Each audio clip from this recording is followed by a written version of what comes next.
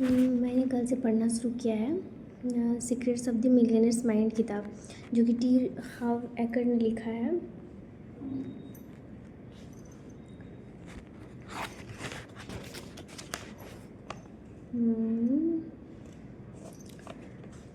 बहुत तो मैं पढ़ ली हूँ, लेकिन अब पहला प्रभाव जो है इसका किताब ये बताता है कि अमीर लोग कैसे अमीर लोगों का सोच कैसे होता है, उसका काम करने का तरीका क्या होता है, जो अच्छा धन दौलत इकट्ठा कर पाते हैं और अच्छी ज़िंदगी, एक लग्जरियस ज़िंदगी जी पाते हैं, या उनके पास पैसा हमेशा रहता है। आखिर वो क्या सोचते हैं, क्या ब्लूप्रिंट है धन को लेकर के। तो पहला प्रभाव शाब्दिक प्रोग्रामिंग, शब्द वर्ड। हम शाब्दिक प्रोग्रामिंग वर्बल प्रोग्रामिंग से शुरू करते हैं। बड़े होते समय अपने धन दौलत और अमीर लोगों के बारे में क्या सुना था। मतलब जब हम बड़े हो रहे थे छोटे से, तो हम धन दौलत और अमीर लोगों के बारे में बचपन में क्या सुने थे। क्या आपने इस तरह के वाक्य सुने थे, पैसा ही सारी बुराई की जड़ है। क्या हमने कभी किसी से ये सुना था, पैसा सारी बुराई का जड़ है। या मुसीबत के समय के लिए पैसे बचाएं, मतलब पैसे किस लिए सेविंग करना है लोगों को, ये सुना था। कभी तबीयत ख़राब हो जाएगा या कभी कुछ हो जाएगा, किसी को ज़रूरत पड़ जाएगा उसमें देने के लिए। बट ऐसा नहीं करना चाहिए। पैसा सेव किस लिए करना चाहिए, अच्छी ज़िंदगी के लिए, कहीं घूमने जाना है उसके लिए, कुछ अच्छा खाना है उसके लिए। लेकिन लोग पहले क्या करते थे, तो सारे लोग वही सुन के, जो लोग मतलब नहीं अच्छा कमा पाते हैं उसके लिए है, वो भी वैसे ही सुने थे तो वैसे ही वो जमा करने लगे वही सोच करके। तो उसका पैसा कहाँ खर्च होता है, वही ज़रूरत के समय में खर्च होता है। अमीर लोग लालची होते हैं। और क्या सुना था घर वालों को सुनते हुए, कि जो लोग अमीर होते हैं वो लालची होते हैं। वो लोग कैसे पैसा इकट्ठा किए, क्योंकि वो लालची होते हैं, वो दूसरों से लेके कर लेते हैं और अपना पैसा रख लेते हैं। ऐसा ऐसा सुना था। अमीर लोग अपराधी होते हैं, अमीर लोग बदमाश होते हैं। पैसे कमाने के लिए कड़ी मेहनत करनी पड़ती है। पैसा पेड़ों पर नहीं उगता। आप एक साथ अमीर और आध्यात्मिक नहीं हो सकते। मतलब ये भी सुने थे कि हम आध्यात्मिक और अमीर एक साथ नहीं हो सकते। पैसा खुशी नहीं खरीद सकता। पैसा गंदा होता है। अमीर ज़्यादा अमीर बनते हैं और गरीब ज़्यादा गरीब। पैसा हम जैसे लोगों के लिए नहीं है। हर कोई अमीर नहीं बन सकता, कभी पर्याप्त नहीं रहता है। और सबसे मशहूर वाक्य हम इसका खर्चा नहीं उठा सकते। घर में जब भी मैं अपने पिताजी से पैसे मांगता था, तो वे चिल्ला पड़ते थे कि किस चीज़ के लिए बनाऊँ।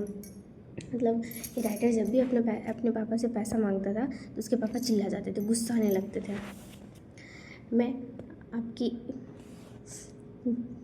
पैसे से मैं मजाक से कहता था, काश ऐसा होता। मतलब उसके पापा कहते थे, वो चिल्ला पड़ते थे, और किस चीज़ से, मैं किस चीज़ से बना हूँ, मतलब क्या मैं पैसा से बना हूँ जब मैं हर वक्त पैसा देते रहूँगा, राइटर के पापा कहते थे।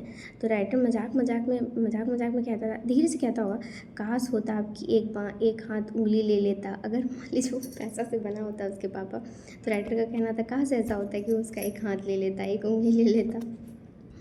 मेरे इस मजाक पर वे एक बार भी नहीं हंसे। वो मजाक करता था, लेकिन उसके पापा इस बात पे एक बार भी नहीं हंसते थे। लेकिन अभी तुमको बहुत हंसी आ गया। यही यही असली मुद्दा है। अपने पैसों के बारे में बचपन से जो भी सुना है, यही एक असली मुद्दा है। क्योंकि हमारा माइंड जो है, हमें नहीं पता है, हम ऊपर से सोच तो कुछ और रहे हैं, लेकिन वो अंदर कुछ और ही बैठा हुआ है। यही सब सुन सुन के हमारा माइंड में इकट्ठा हो गया, कहीं हमारे सबकॉन्शियस माइंड में इसको ले लिया गया है। यह सब आपके अवचेतन मस्तिष्क में उस ब्लूप्रिंट में रहता है। मतलब वो सबकॉन्शियस माइंड के ब्लूप्रिंट की तरह छप गया। जैसे हम लोग घर बनाना शुरू करते हैं, तो पहले एक नक्शा तैयार करते हैं ना, वैसे ही हम लोग के माइंड में वो छप गया है। जो आपके वित्त जीवन से चल रहा है, जो कि हमारा जीवन कैसा चल रहा है, इससे पता चल रहा है। शाब्दिक कंडीशनिंग बहुत शक्तिशाली होती है। जो शब्द जो होता है, इसका कंडीशनिंग जो होता है, ये बहुत शक्तिशाली होता है। जो हम लोग बोलते हैं, सुनते आए हैं और बोलते आए हैं, इसका कंडीशनिंग क्या होता है, बहुत शक्तिशाली होता है, क्योंकि वो दिमाग में जा कर के बैठ जाता है। उदाहरण के लिए, एक बार मेरा 3 साल का बेटा जेस भागता हुआ मेरे पास आया और रोमांचित स्वर में बोला, डैडी हम नीरजा टर्टल मूवी देखने चलते हैं। यह पास में ही चल रही है। मुझे सपने में भी अंदाज़ा नहीं था कि इतने छोटे बच्चे को भूगोल का इतना ज्ञान कैसे हो सकता है। कुछ घंटे बाद मुझे टीवी विज्ञापन में जवाब मिल गया, जिसमें फिल्म के विज्ञापन के नीचे यह लाइन लिखी थी, अब आपके करीबी थिएटर में चल रही है। शाब्दिक कंडीशनिंग की शक्ति की एक और मिसाल हमारे मिलीनियर्स माइंड सेमिनार का एक प्रतिभागी है। स्टीफन को पैसे कमाने में कोई समस्या नहीं आती थी, उसे तो पैसे को रोक कर रखने में समस्या आती थी। वो बता रहे हैं कि उनका एक सेमिनार हुआ था, उसमें एक आदमी आया था स्टीफन। उसको कमाने में कभी कोई समस्या नहीं होता, लेकिन कभी भी उसके पास सेविंग नहीं हो पाता था। किस कारण? जिस वक्त स्टीफन कोर्स में आया वह हर साल $8 लाख कमा रहा था। पिछले 9 साल में इतना ही कमा रहा था, लेकिन इसके बाद भी उसके खर्च खींच तान कर चलता रहा। किसी न किसी तरह वह अपने पैसे को खर्च करने, उधार लेने या गलत निवेश निर्णय लेकर गंवा देने में कामयाब हो जाता। कारण चाहे जो हो, उसके कुल जमा पूंजी नेटवर्थ शून्य थी। कोई ना कोई वजह से वो कमा तो बहुत रहा था, लेकिन कोई ना कोई वजह से वो क्या कर रहा था, उसका पैसा रह नहीं पाता था उसके पास। कुछ ना कुछ वजह से वो गंवा देता था, कुछ ना कुछ गलत डिसीजन ले लेता था और गंवा देता था। स्टीफन ने हमें बताया कि उसके बचपन में उसकी माँ अक्सर कहती थी, अमीर लोग लालची होते हैं। देखिए कैसे फ़र्क पड़ता है दिमाग में। वो कमा तो रहा था, लेकिन वो रख नहीं पा रहा था पैसे। क्यों? कि उसकी माँ बचपन में कहती थी कि अमीर लोग लालची होते हैं, वो गरीबों की खून पसीने की कमाई हड़प कर दौलत बनते हैं। देखिए, इंसान के पास काम चलाने लायक पैसे ही नहीं चाहिए, पैसे ही होने चाहिए। उनकी माँ ये भी कहती थी कि इंसान के पास काम चलाने लायक पैसे होने चाहिए। उसके बाद अगर आप पैसे बचाते तो आप सुअर हैं। देखिए उसकी माँ कैसा कंडीशनिंग की थी। स्टीफन के अवचेतन मन में क्या चल रहा था, वो पता लगाने के लिए रॉकेट साइंस होने की ज़रूरत नहीं थी। कोई हैरानी नहीं कि वह कड़का था। उसकी माँ ने शाब्दिक कंडीशनिंग करके उसे यह विश्वास दिला दिया था कि अमीर लोग लालची होते हैं। मतलब उसका मन में बैठ गया था उसकी माँ जो बोलती थी। लालची होने के साथ जोड़ दिया, जाहिर है लालची होना बुरी बात है, और चूँकि वह बुरा नहीं बनना चाहता था, इसलिए अवचेतन मन से वह अमीर भी नहीं बन सकता था।